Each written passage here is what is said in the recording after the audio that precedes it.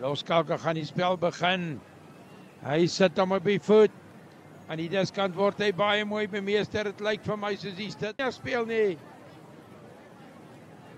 Hier aan die diskant kom die mannetjie na die diskant. Hy by die doel en dan gee hy vir sy maat uit. En hy gaan daar in die hoek oor.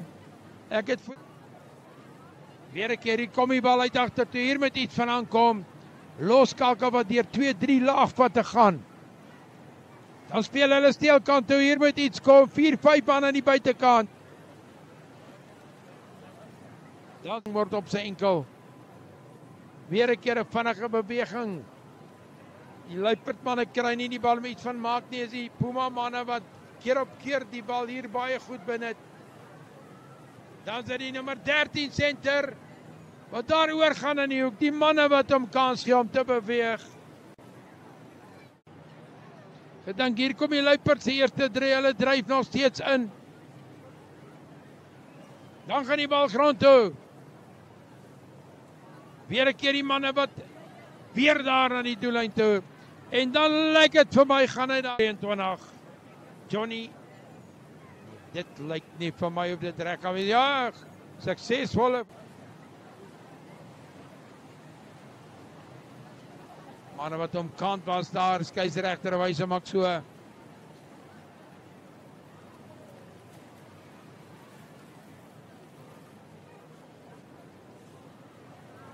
Manne wat draf daarin gaan hulle. Dan is die nummer 20 waar daarin dryf, Piu Makakela.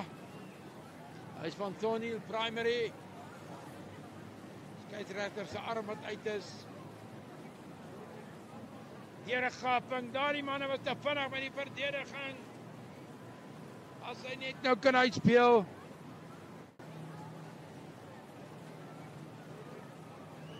Luiperd so baie mooi in die lyn staan. Die bal gaan wel agtertoe, dan bemeester hulle hom, hulle kry hom. Loskakel.